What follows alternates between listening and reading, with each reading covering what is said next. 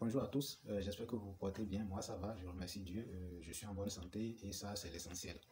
Euh, je veux faire rapidement une petite vidéo qui ne cadre pas nécessairement avec les objectifs de ma chaîne, mais je pense quand même que c'est un sujet assez important parce que comment moi et comment le post que j'ai lu sur LinkedIn, nombreux d'autres personnes ou bien d'autres jeunes diplômés sont également confrontés à de pareilles situations. Et c'est une vidéo que j'avais planifiée depuis fort longtemps, mais en scrollant ou bien en surfant aujourd'hui sur LinkedIn, je suis tombé sur le post de cette dame du nom de Fidelia Toponwe, et ça qui a attiré en fait mon attention et m'a rappelé qu'il est temps que je puisse faire rapidement la vidéo. Alors, de quoi il s'agit? Je vais vous lire rapidement ce que la jeune dame a posté sur sa page LinkedIn. Elle a dit ceci. J'ai raté cette opportunité de continuer ma thèse au Canada car mon école refuse de me délivrer mon diplôme de fin de formation. Depuis un an, je suis engagé dans un combat que je n'aurais jamais imaginé. Récupérer mes propres diplômes universitaires. Oui, ceux que j'ai obtenus à force de travail, d'efforts et de sacrifices. J'ai validé ma licence et mon master à l'université de Parakou au Bénin. J'ai obtenu des admissions pour poursuivre mes études doctorales dans d'autres pays. J'ai également été sélectionné pour un poste dans un projet de recherche. Il ne me manquait qu'une chose pour valider tout cela, le diplôme de master. Alors, j'ai entamé la procédure 3 fois de suite parce que l'administration a perdu mon dossier à 2 reprises. 3 dépôts, donc 3 paiements, plusieurs mois d'attente, des heures à faire des allers-retours entre maison, rectorat, école, bureau, etc. J'ai tout fait. Tout ce qu'on m'avait demandé de faire, je les ai fait. J'ai constitué et reconstitué des dossiers. Je suis resté patiente et calme. Et puis, une surprise, impossible d'obtenir le diplôme de master car je n'ai pas le diplôme de licence. Sauf que, 3 points de suspension, l'école qui m'a délivré cette licence ne fournit pas de diplôme. Et ça, le rectorat le sait. Les administrations le savent. Pourquoi ne délivrent-ils pas? Comme réponse, j'ai eu manque d'outils pour impression. C'est suffisamment grave cette histoire. En bref, je ne comprenais pas pourquoi autant de blocages. Pourquoi empêcher un étudiant ou une étudiante d'avancer? Pourquoi autant souffrir pour des failles administratives? Je suis fatigué, dégoûté, désemparé. J'ai vu des opportunités s'éloigner des rêves suspendus pour une histoire de papier de silence administrative. Aujourd'hui, je me pose des questions. Pourquoi un étudiant, après avoir terminé ses études, doit-il encore se battre pour obtenir ce qui lui revient de droit? Pourquoi un diplôme devient-il une épreuve, voire un cauchemar? Parents, frères, futurs étudiants, choisissez bien vos filières, mais aussi vos établissements. Car au-delà des cours, il faut aussi s'assurer que la fin du parcours ne soit pas un labyrinthe. Je partage ceci non pas pour me plaindre, mais pour alerter. Et surtout, pour que personne d'autre ne vive cela en silence. Comment faire face à ce genre de situation? Comment procéder? Donc, voilà un peu ce que notre sœur a posté sur sa page LinkedIn. Tout de suite, quand moi j'analyse un peu ce test, je déduis une femme fatiguée, déboussolée et découragée par les faits et la situation qu'elle est en train de traverser actuellement. Et ça, elle n'est pas la seule. Comme elle, il y a plusieurs d'autres qui avaient été victimes de ça, qui sont en train de vivre ça et peut-être qui vivront la même situation que cette dame. Et très vite, moi-même, moi qui suis en train de faire cette vidéo, moi-même j'ai été confronté à de pareilles situations. La seule et unique chance que moi j'avais dans le temps, c'était que mon promoteur d'alors m'avait épaulé dans cette histoire. Donc j'imagine si par exemple ce dernier ne m'avait pas aidé, n'avait pas fait usage de ses relations afin que moi-même je puisse entrer en possession de mes diplômes, j'imagine si l'opportunité que j'avais eue dans le temps, j'aurais pu l'avoir. Et donc, comme moi, certainement plusieurs avaient tenté, ça a échoué, puis ils ont raté beaucoup d'opportunités.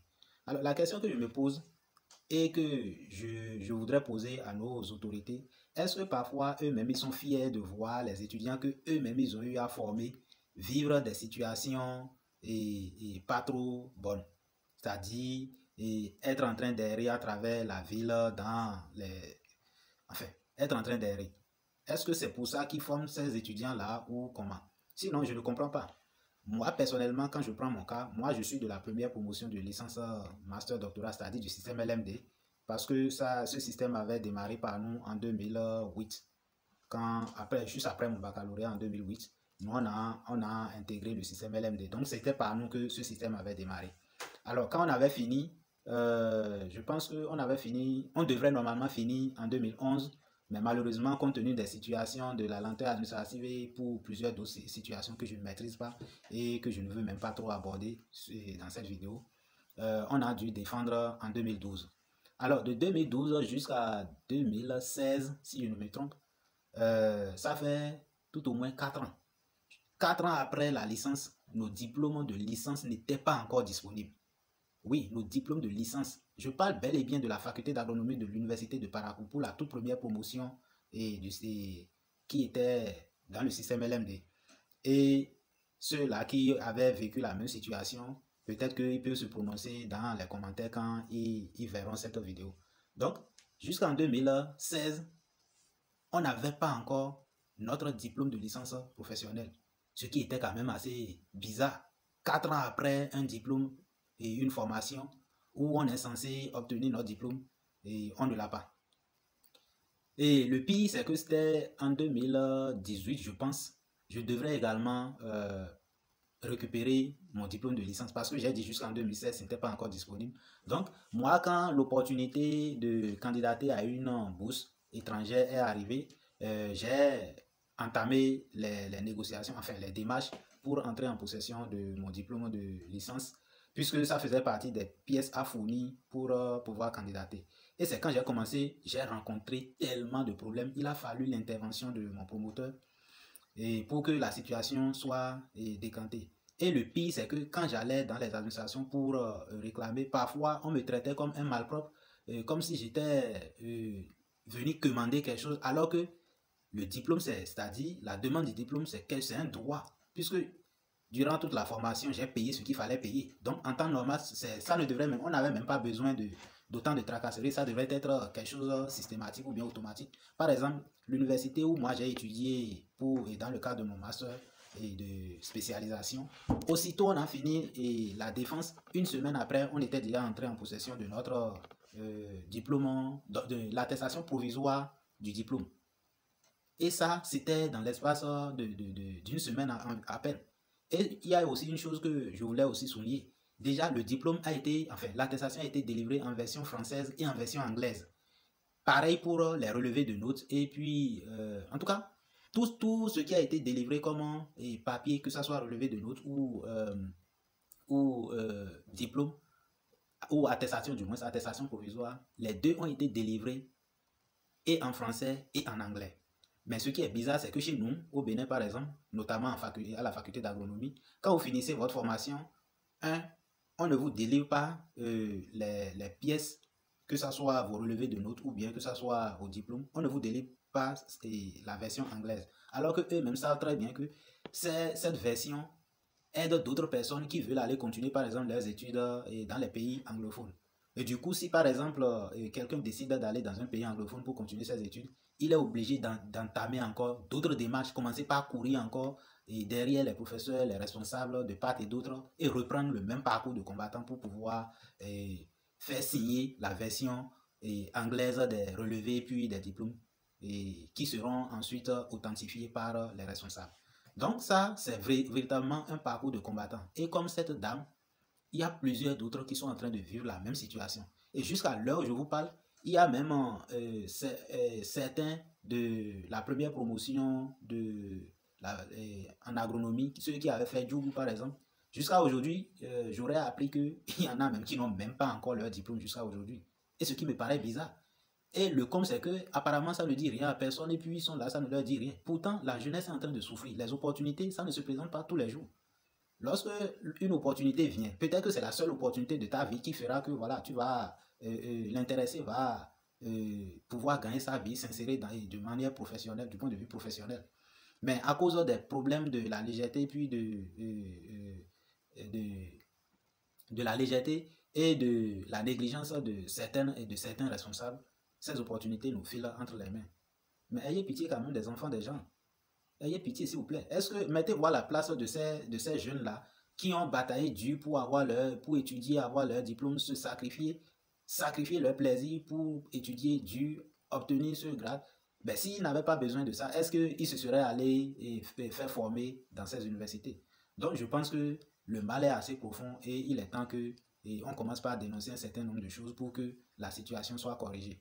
Donc, c'est justement pour cette raison que, à travers cette vidéo, j'ai voulu aborder ce sujet et vraiment soutenir cette jeune dame pour lui faire comprendre que de cœur je suis avec elle et certainement d'autres personnes sont également avec elle. Parce que, comme elle, nombreux sont en train de vivre la même situation et il est temps que ça change.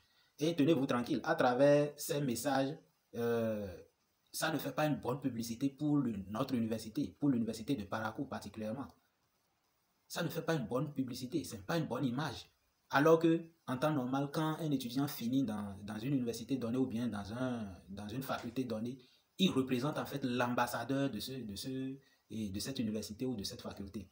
Mais avec de pareilles situations, si vous avez bien entendu ces propos où elle disait que parents, frères, futurs étudiants, choisissez bien vos filières, mais aussi vos établissements. C'est assez grave.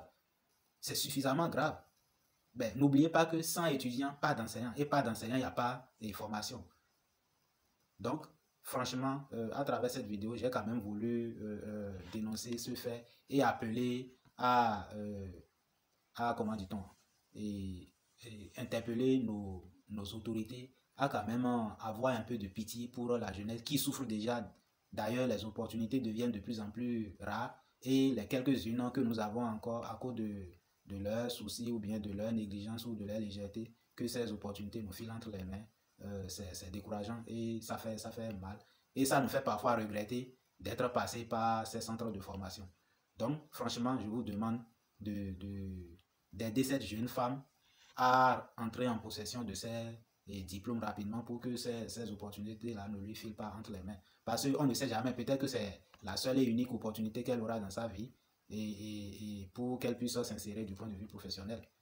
Donc, je souhaite quand même à tous ceux-là qui vont voir cette vidéo de partager et aussi de partager leurs expériences dans les commentaires afin que nous puissions unir nos forces et aussi amener nos autorités à prendre conscience ou bien à se rendre compte de l'ampleur de la situation et des difficultés que nous jeunes vivons, traversons chaque jour compte tenu de leur négligence et de leur légèreté.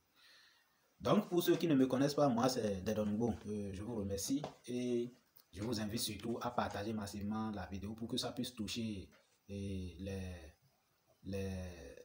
responsables, les concernés, afin qu'ils puissent revoir leur copie. Il y a également d'autres sujets que je vais aborder avec le temps, mais pour le moment, je préfère m'en arrêter là.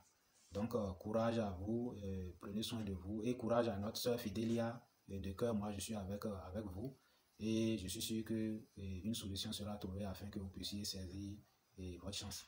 Et allez, à tantôt.